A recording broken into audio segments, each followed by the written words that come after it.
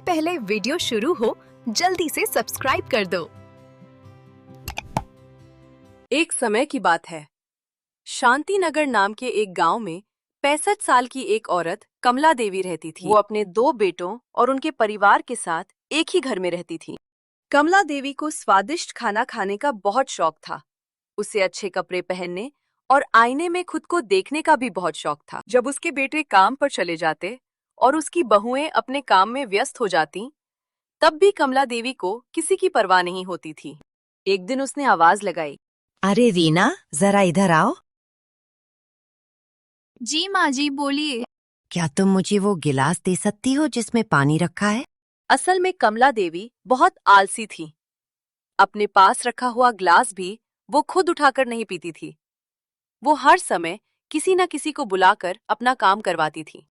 उसकी बहुएं उसकी बात मान लेती थीं, लेकिन अंदर ही अंदर बहुत परेशान रहती थीं।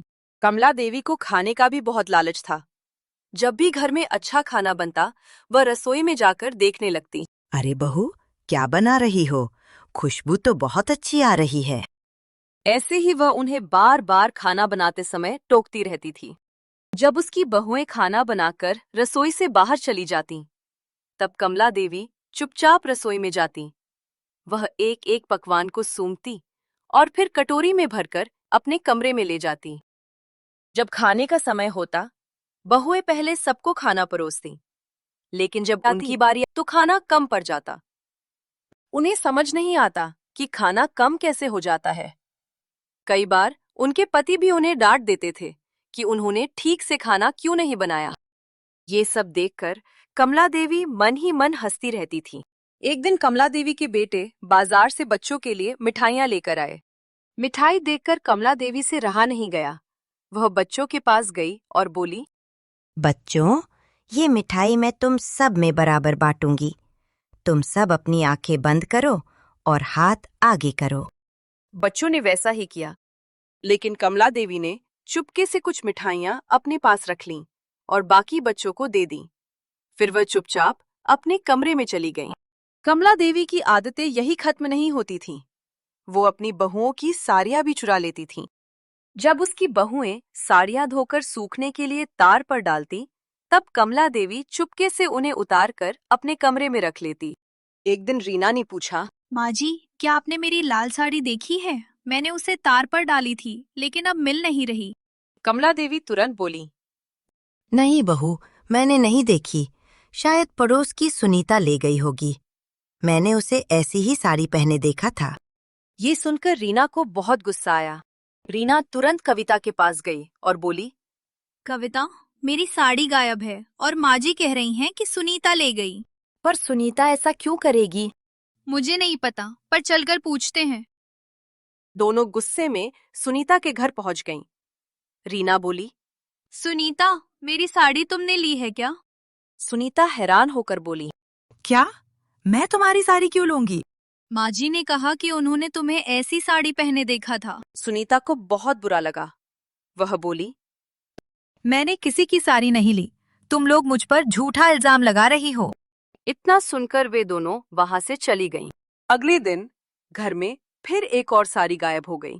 इस बार कविता की हरी साड़ी नहीं मिल रही थी। कविता घबराकर बोली, दीदी, अब मेरी साड़ी भी गायब है। रीना बोली, अब तो कुछ गड़बड़ है। दोनों बहुओं को अब शक होने लगा कि शायद कोई घर के अंदर ही साड़ियां ले रहा है। उन्होंने चुपचाप एक योजना बनाई। उस रात उन्होंने एक नई साड़ी धोकर तार पर डाली और पास में छुपकर बैठ गईं। कुछ देर बाद धीरे धीरे कोई आकर तार से साड़ी उतारने लगा। जब उन्होंने ध्यान से देखा तो वे चौंक गईं। वह कोई और नहीं बल्कि कमला देवी थीं। लेकिन उन्होंने तुरंत कुछ नहीं कहा। वे चुपचाप अपने कमरे में चली गईं। अगले दिन रीना और कविता ने अपने पतियों से बात की, लेकिन उनके पति बोले, तुम लोग माँ पर बेकार का शक कर रही हो। अब बहुओं को समझ नहीं आ रहा था कि सच कैसे सामने लाया जाए। कुछ दिन बाद घर में खबर आई कि अगले हफ्ते दशहरा आने वाला है। पूरा घर त्योहार की तैयारी में लग गया। घर की सफाई होने लगी, मिठाइयां बनने लगी और सब लोग खुश थे। तभी रीना बोली, माँ जी, मेरी माँ शारदा भी दशहरा मनाने यहाँ आ रही हैं। ये सुनकर कमला देवी को अंदर ही अंदर जलन होने लगी।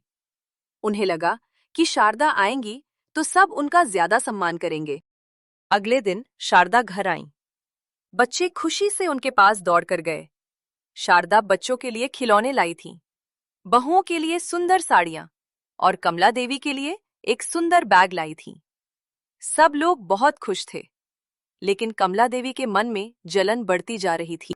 उस रात जब बहुएं रसोई से बाहर आईं, तो कमला देवी चुपचाप अंदर गईं। उन्होंने सभी सब्जियों में बहुत ज्यादा मिर्च डाल दी, फिर अपने कमरे में जाकर बैठ गईं। जब सब लोगों ने खाना खाया तो सबको बहुत तेज मिर्च लगी।